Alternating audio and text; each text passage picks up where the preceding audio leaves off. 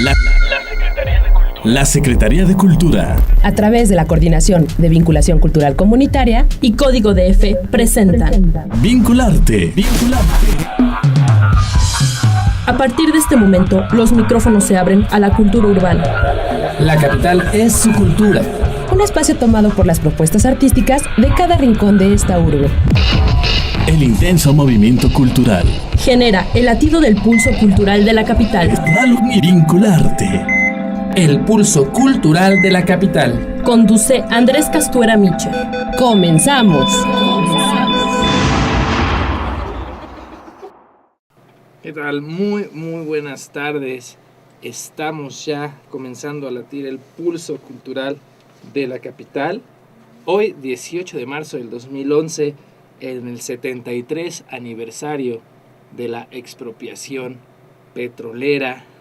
Una fecha, aunque para muchos no sea tan relevante como la independencia, como la revolución, finalmente deja un vivo testimonio de los primeros pasos del país hacia sus libertades, hacia tener algo propio, en este caso el petróleo, que hoy es tema que está en la mesa por estos precios que suben y que bajan desafortunadamente por un tema tan terrible como la guerra que está a punto de estallar, o quizá estamos diciendo en estas latitudes que está a punto de estallar y ya estalló en Libia.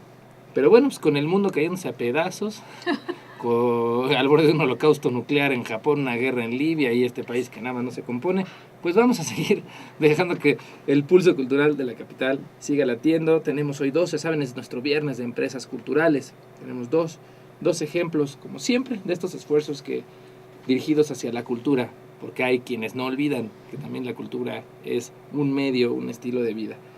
Vamos a nuestra cápsula del metro antes de empezar con nuestra primera entrevista, que ya está aquí. Son cultura y son entretenimiento, ya se enterarán de qué es esto.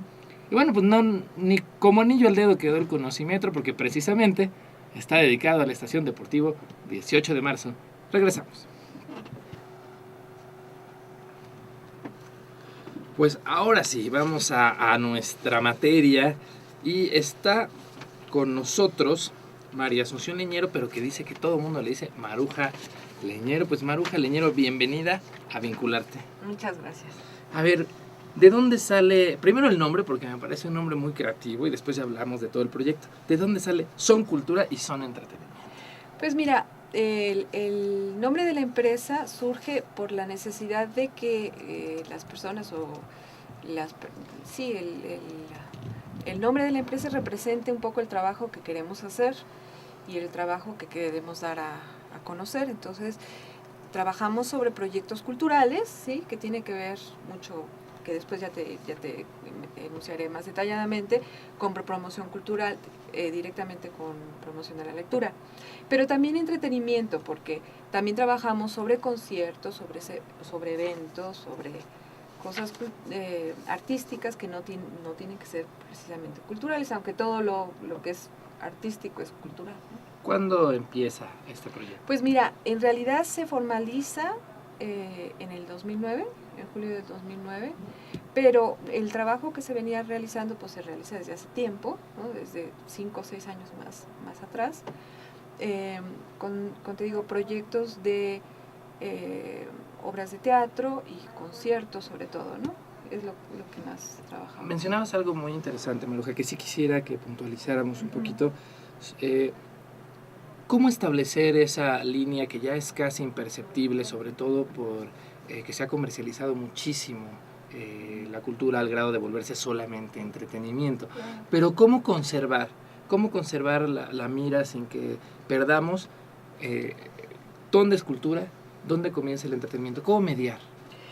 Pues mira, yo creo que cultura se acerca más a lo artístico, digo, esa es mi opinión, por supuesto, no tengo una definición exacta de diccionario, pero lo que yo creo es que en realidad lo cultural tiene que ver con lo artístico, las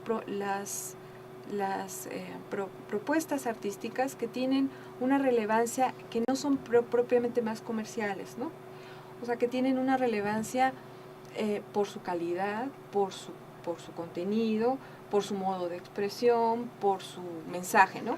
Eso no quiere decir que sean mensajes didácticos o mensajes pedagógicos ni nada por el estilo, pero sí tiene que ver con una intención de hacer un evento con una calidad, ¿no? Con una calidad de profesionistas dedicados al arte, y con un contenido que tiene más que ver con una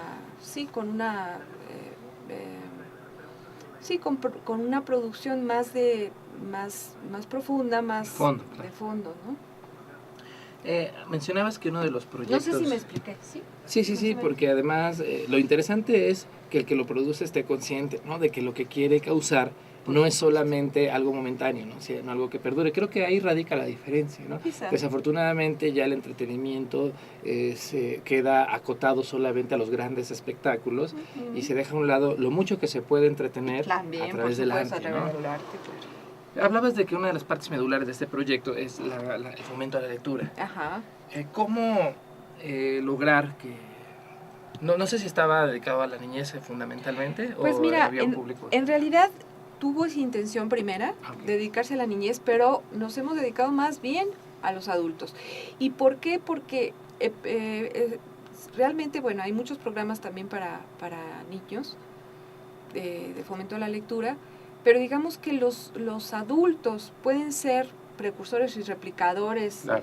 de este programa a todos los niveles. Y yo también siento que a los adultos les falta una segunda oportunidad, ¿no? Para acercarse a la lectura, porque después hemos tenido, no mucha gente ha tenido la oportunidad de estar cerca de los libros, de estar cerca de un ambiente cultural.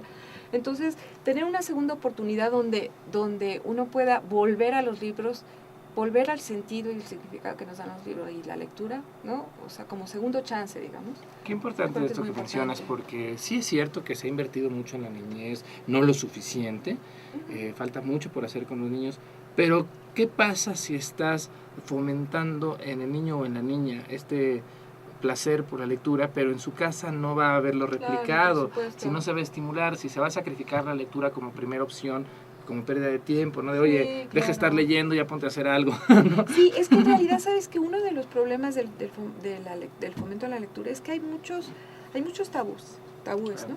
Con respecto a ella. Por ejemplo, a la gente que estudia para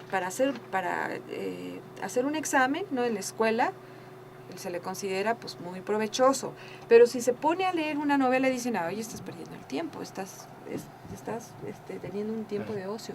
Y también, por ejemplo, otro de los tabúes que existen con respecto a la lectura es que la gente que lee se le cree egoísta, ¿no? Si estás en una familia, ¿no? Y tú te sientas en un Claro. sillón a leer, dicen, ay, ¿no? O sea, El ¿cómo se antisocial, aparta? El sin antisocial, amigos, ¿no? sí, ¿no? Entonces, sí hay muchos tabúes que también es importante mencionarlos porque también conforman un poco la cultura de que no se aprecie la lectura y los libros y los momentos en donde la gente pueda tener una lectura concentrada, pueda leer y escuchar también los pensamientos que le surgen a partir de la lectura, ¿no? Que finalmente es un error, no sé si compartas esta opinión, del sistema educativo nacional, que la lectura es como el complemento, ¿no? Sí. O sea, primero te soplas todo el tema, primero te soplas toda la teoría, y bueno, aquí te sugerimos una lectura para reforzar, cuando debería ser todo lo contrario. De la misma experiencia lectora de los alumnos y de las alumnas, deberías saber la inquietud de, oye, Sacar los ¿de contenidos. qué se está hablando en Claro, este libro? Y entonces ya te vas al libro de texto. Pero bueno, estamos acostumbrados a estos libros de texto donde vienen 3 fragmentos del fragmento del fragmento. Del Exactamente, fragmento. entonces todo se articula y se cada vez se hace más pequeño. En vez de tener un panorama general, en una consulta de un libro, de un tema en particular, se va al libro y no al tema, ¿no? En que el tema puede estar en varios libros y entonces, bueno, finalmente tú lees uno o varios, 2 libros, 3 libros, te das una idea general y después ya dices, bueno, pero entonces está puntualizando, mi libro de texto está puntualizando en estos 3 puntos, pero en realidad ya te diste una idea. Y además estamos en la era de la especialización de la especialización. Sí, es que ¿no? es el problema de que no hay áreas como de competencia, entonces sí se articula y sí se como detalla demasiado el conocimiento y después pierde perspectiva. ¿Cuál ha sido el principal obstáculo al que se han enfrentado en estos talleres? Pues mira, quizá las administraciones, o sea, que nos contratan, justamente como que no le tienen mucha fe, ¿no? Porque no se le tiene fe como un programa cultural, ¿no? se le tiene más fe, pues bueno, pues vamos a hacer una obra de teatro, vamos a cantar unas cancioncitas, tal, bla, bla, bla. Pero esto de fomento a la lectura le suena así en primera, bueno, no es un curso de redacción, ¿no? No vamos a leer 1000 palabras, no vamos a leer 10 libros en una semana, no se trata de números, sino de cualidad, ¿no?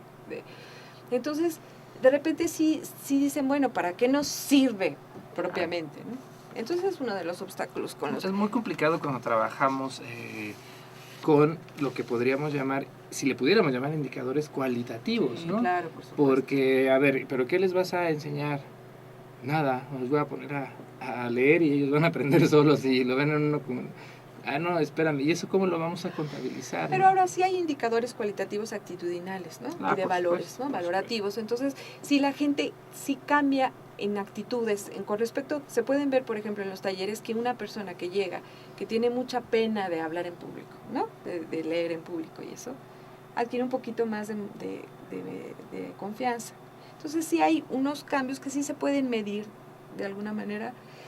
Por ejemplo, si una persona llega al curso y tú la ves callada, un poco aislada, inclusive hay gente que llega como un poco marginada del grupo, ¿no? Porque hemos trabajado en grupos de trabajo ya institucional. Entonces, viene un poquito marginada del grupo porque pues no se le aprecia bien y todo. Entonces, si se genera un clima de respeto y de tolerancia y eso, ella puede expresarse y se valora más su participación y ella se siente menos defensiva. Entonces sí, actitudinalmente sí se encuentran algunos hablando ya como empresa, porque ese término empresa cultural, muchos de nuestros ciberrescuchas como que no terminan de entenderlo. Bueno, entonces, ¿cómo definirías tú el producto de esta empresa, hablando de a quién va dirigido, cuál es su cliente potencial, para que realmente sepamos y sepan los que nos escuchan que efectivamente, o sea, por eso se llaman empresas culturales, no nada más es la denominación, ¿no? Claro. ¿Qué es lo que ofrecen? ¿Quién es su público? Claro, es un producto de servicio, ¿no? O sea, en realidad es un producto que genera servicios. Pero en esos proyectos hay diferentes productos en cada uno de los proyectos, pero digamos que si estamos hablando, por ejemplo, de fomento a la lectura, sí se generan productos con respecto a cada taller, por ejemplo, antologías de los escritos que la gente hace en las sesiones, en fin.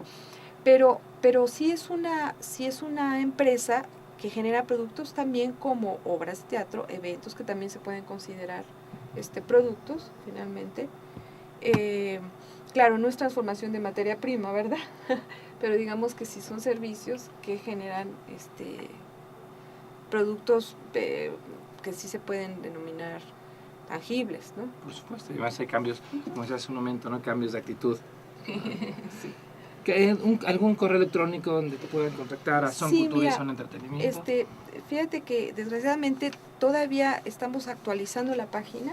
No te dejo la página, pero sí me gustaría que si tienen oportunidad los que están escuchando este programa, consultaran dos links, si puedo anunciarlo, claro, de dónde, sí. De YouTube, en donde están, dos piezas musicales de uno de los proyectos que se llama Agua Multimedia, que es un concierto de agua basado en el libro de Gastón Bachelard, con multimedia, justamente con artes visuales, y está en YouTube. Se puede consultar con el nombre de Mar Mareas, que es el nombre de una de las piezas, y otra como Agua Infantil. Muy bien, pues ahí los vamos a linkear también en nuestro blog para que se los pueda consultar, porque pues sí. Y te puedo dejar también mi correo. Adelante, por favor. maruja-lenero@hotmail.com. Esto fue Vincularte. Una presentación de la Secretaría de Cultura de la Ciudad de México, a través de la Coordinación de Vinculación Cultural Comunitaria. Y Código DF, todas las voces en un mismo lugar.